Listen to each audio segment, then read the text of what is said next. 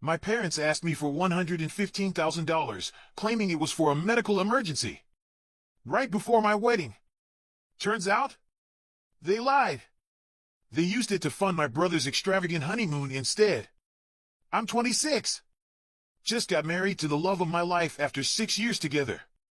We had a beautiful ceremony at his aunt's farmhouse. Was it what I had dreamed of? No. I had always imagined saying my vows with the ocean as our backdrop, the waves rolling in like a symphony just for us. My husband and I are both drawn to the sea. We make beach trips a monthly ritual, our escape from reality. It only felt right to start our next chapter there. I had everything planned. I had spent 5 years saving for it, working in advertising, bringing in a decent income, but keeping our expenses low. Every dollar saved was for that dream day.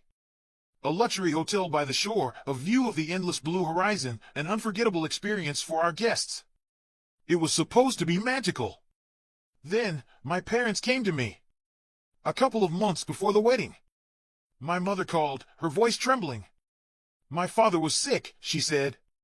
His diabetes had taken a turn for the worse. They needed a rare, imported drug.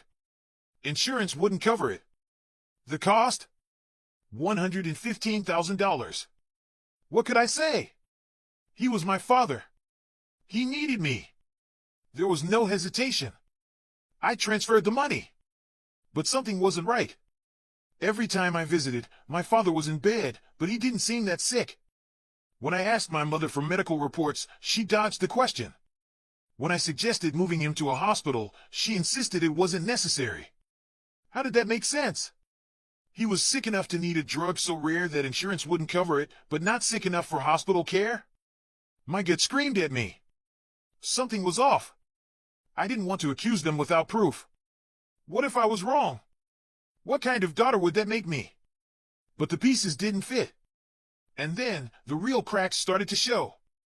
I noticed my brother hadn't been visiting. It struck me as odd.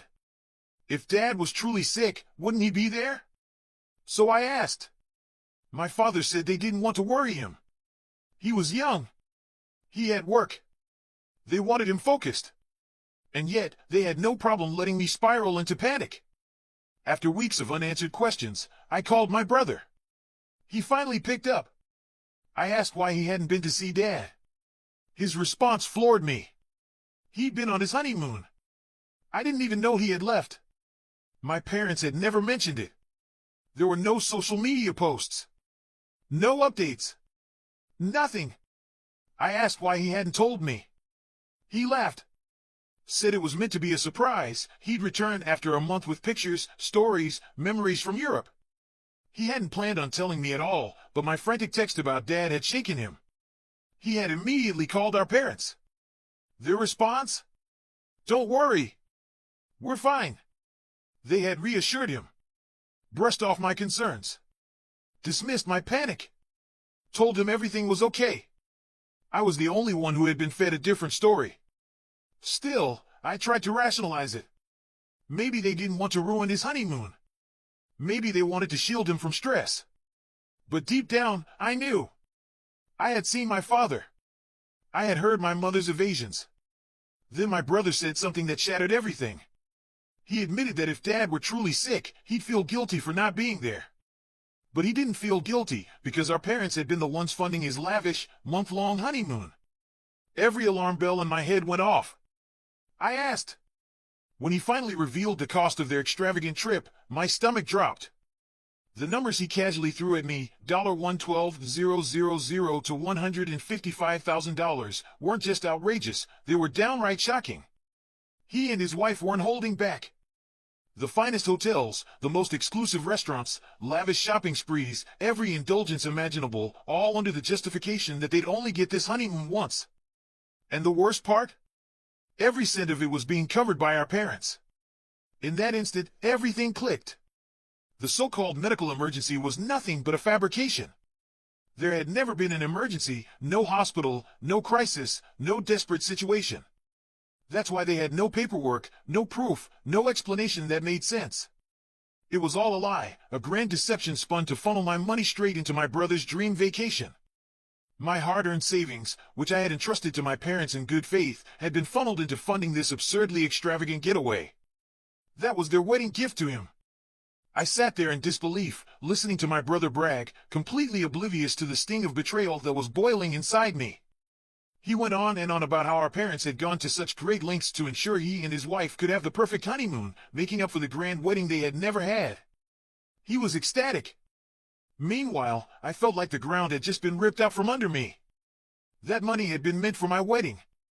I had sacrificed and saved for years, ensuring I could afford the dream celebration I had envisioned. And now, it was gone, stolen from me under the guise of a fabricated emergency. The moment I hung up that call, I confronted my parents. I demanded the truth. And, without much hesitation, they admitted to everything. They told me they had lied because they knew I would never willingly give up my wedding fund to bankroll my brother's honeymoon. So, they created the most convincing story they could think of. Their justification?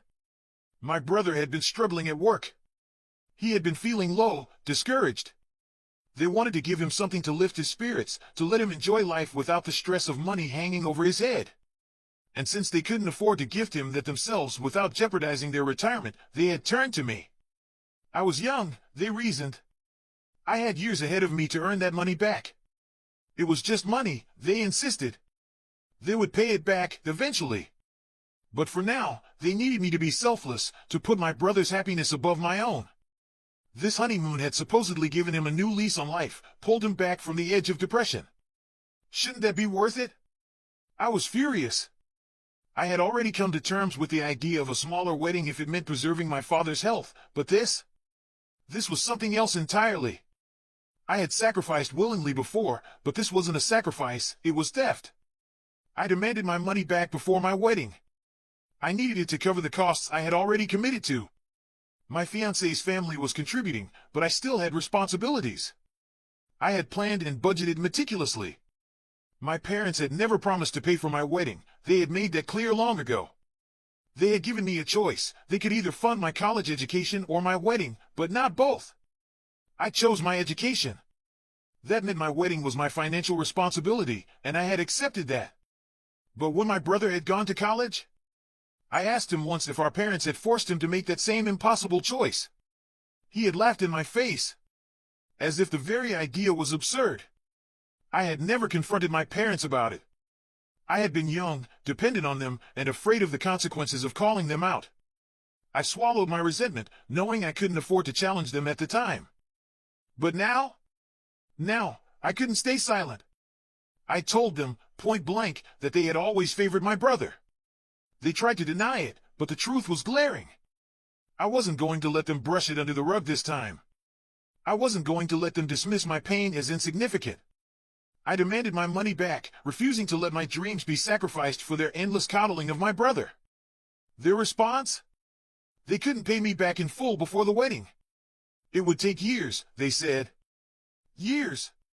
And they expected me to accept that. Because, in their eyes, family came first. If you were willing to spend this money on a medical emergency, they said, then why not for your brother's well-being? Their logic was infuriating. My brother wasn't on the brink of despair. He wasn't battling a crisis. He was simply bad at his job. He worked in sales, relying on commission, but he had no work ethic. No drive. No motivation. And why would he? He had never had to work for anything in his life. Our parents had always shielded him from struggle, pampered him, catered to his every need. He wasn't devastated by his failures. He just didn't care enough to succeed. And yet, they had convinced themselves that his so-called hard times warranted draining my wedding fund. They had taken my sacrifice for granted, assuming I would just roll over and accept it. But I wasn't going to. I had worked too hard for this moment. My wedding mattered. My dreams mattered. And I wasn't about to let them take that away from me without a fight. They needed the money desperately. But that didn't change the fact that it was mine. Still, when I pleaded with them to return it before my wedding, they refused. Cold, dismissive, unwavering. They told me to scale down my plans or ask my husband and his family for help. The humiliation of that moment still stings. I found myself begging, yes, actually begging, for what was rightfully mine, but all I got in return were blank stares and empty reassurances. "We'll give it back eventually," they said, shaking their heads. But before the wedding? Impossible. I left their house in tears. When I got home and told my husband everything, his reaction was pure fury. He wanted to call a lawyer, take legal action immediately, but I stopped him. What was the point?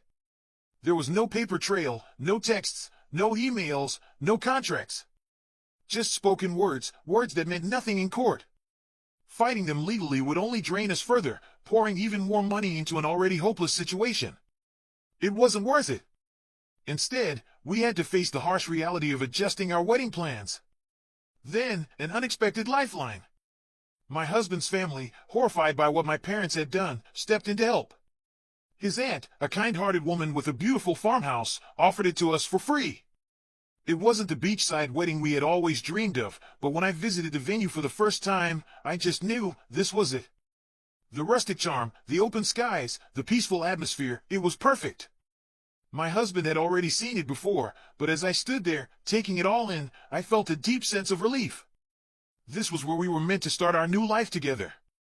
And best of all, it wouldn't cost us a fortune. I threw myself into wedding planning, using it as a way to distance myself from my family.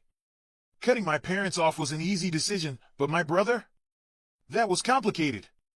He hadn't known where the money had come from, so I wasn't sure if I should exclude him from the wedding. But then, he made that choice for me. When he returned from his honeymoon, he called me, not to congratulate me, not to check in, but to scold me for humiliating our parents. He was livid that I had even asked for my money back, acting as if I was the selfish one. "It's not that big of a deal," he said, as if that would make it better. He promised that when he could, he'd pay me back, but until then, I just needed to deal with it. I should suck it up and scale down. That was all I needed to hear. I cut him off, too. With my wedding fund depleted, there was no room for extravagance. And yet, somehow, that turned out to be a blessing. The wedding we ended up having was more beautiful than anything I had originally envisioned. Scaling down forced us to focus on what really mattered, us. We weren't the kind of people who needed a grand, showy event to prove our love. That wasn't who we were. So why pretend? Instead of throwing money at an extravagant one-day affair, we chose to be practical, putting the savings towards something meaningful for our future. And you know what? I wouldn't change a thing. The wedding was dreamy, intimate, and filled with love. No unnecessary pomp, no forced smiles, just us, surrounded by the people who truly cared about us. That's all a wedding should be, really. I was happy. A few days later, I shared our wedding photos online. Every single person who had been invited knew the deal. No one was to let my parents or brother find out about the wedding until it was over. We all knew they would try to manipulate their way in if they found out. But with the ceremony behind us, I didn't see the harm in posting our joy. Somehow, though, they saw it. And the moment they did, my phone rang. The very next day, my phone rang. My parents. Calling to demand an explanation. Why hadn't they been invited to my wedding? Their voices were laced with indignation, as if their attendance had been a given. As if the last time we spoke, I hadn't left their house in tears. As if my brother hadn't blamed me for everything, dismissing my pain as overdramatic. Since that day, there had been silence. No calls. No apologies. Just the void where a family should have been. So why, I wondered, had they expected to be included? It wasn't just the expectation that stunned me, it was their outrage. They weren't merely hurt, they were furious. My parents wasted no time adding my brother to the call, forming a united front, their voices blending into an overwhelming barrage of accusations. I let them speak, their anger crashing over me like waves against a cliff. But I had long since learned how to withstand their storms. I told them the truth. After they stole money from me, the money meant for my wedding, I had been forced to scale back my plans. Only close friends and real family made the cut. And since they were neither, they weren't on the list. The silence on the other end of the line was deafening. Then, chaos. My mother's shrill voice, my father's grumbling indignation, my brother's insistent protests. I didn't wait to hear more. I ended the call. Blocked their numbers. Peace. Or so I thought. An hour later, my husband walked into the room, his expression unreadable. He hesitated, then told me that my brother had reached out to him. He relayed the message with careful precision. My parents were devastated. My mother had broken down, sobbing so violently she nearly fainted. That was it. That was the message. A part of me wavered. Guilt, that old, familiar ghost, stirred inside me. Had I been too harsh? Was she really in such distress? Or was this another manipulation? My brother had a habit of twisting reality, bending it just enough to make me question my own feelings. But this time, I refused to let them break me. It's been a week. A week of clarity. I've made my decision. I will not speak to them again. Let my mother cry as much as she wants. I remember how hard I cried when I confronted them about the stolen money, how I pleaded with them to give it back. They didn't care then. So why should I care now? They dismissed my pain. Now, I dismiss theirs. Actions have consequences. I also sent my brother a final message: stay away from me and my husband. Especially my husband. He had no part in this, and I refused to let them drag him into their toxicity. I hit send, then blocked him. Again. No more access. No more second chances.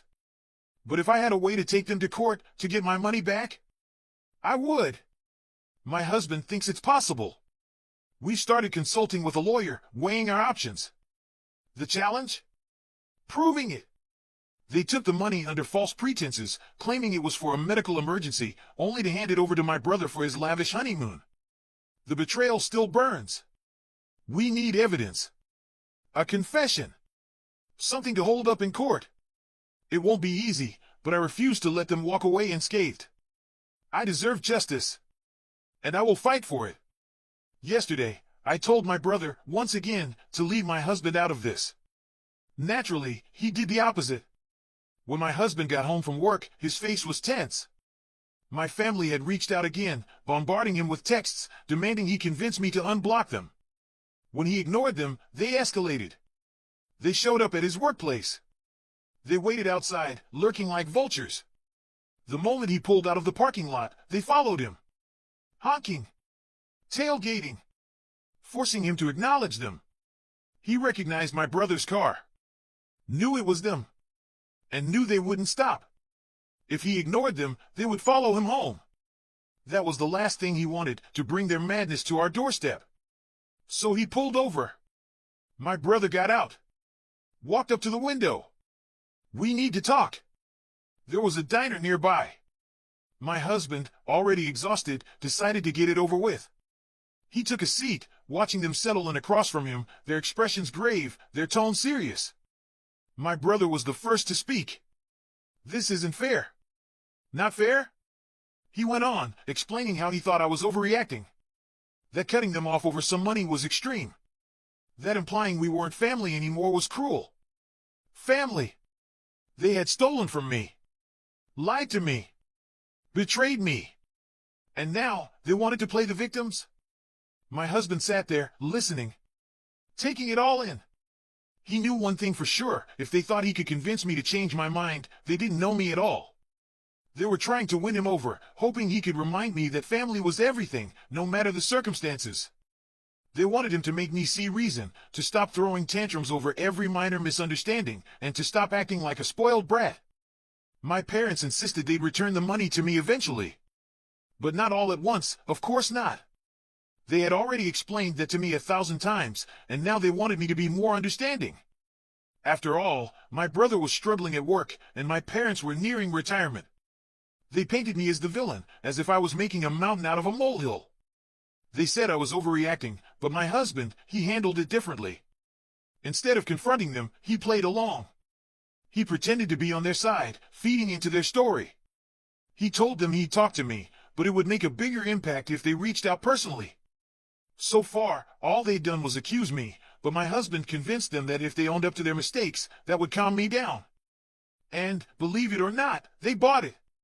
They actually believed him. He convinced them to send me a message, one where they admitted their wrongdoings, thinking it would make me go easier on them. That I'd soften, apologize, and move on. The idea was absurd, of course. But it worked out perfectly. The moment they sent that message, we had them. It was an admission of guilt, and we were going to use it to our advantage, legally. Honestly, I couldn't be prouder of my husband. He handled everything with such finesse, way better than I ever could have. He might be an evil genius, but he's my evil genius. And I love him for it. The plan worked. We were on cloud nine. My parents and brother, looking like total fools, sent me an email. And inside that email? Every single lie they told, every single confession. They were so desperate to cover their tracks that they handed us the proof we needed. My husband wasted no time and gave the green light to our lawyer. The petition was officially moving forward. We were getting our money back. Now, some people might think it's not much, but to me, it means everything. I've spent the past few years hustling, saving for the future, sacrificing so much to get where I am today. I'm not about to let all that effort go to waste just because my brother can't be bothered to work and my parents are enabling him. No, we're suing and nothing's going to stop us. We will get our money back, one way or another. On a brighter note, we've started planning our honeymoon. It'll be a quick trip to the beach, because that's where everything started. It's always going to hold a special place for us. We might take a longer trip in a few months, but for now, this little getaway is perfect. We've realized something: we don't have to impress anyone. We don't need to spend a fortune or flaunt anything. We're doing what makes us happy, and that's enough. It's a far cry from my brother, who posted a bunch of pictures from his honeymoon, rubbing it in everyone's faces. But now, he's about to be sued for it. It's sad, really, but they've brought this upon themselves. And now, they'll have to deal with the consequences.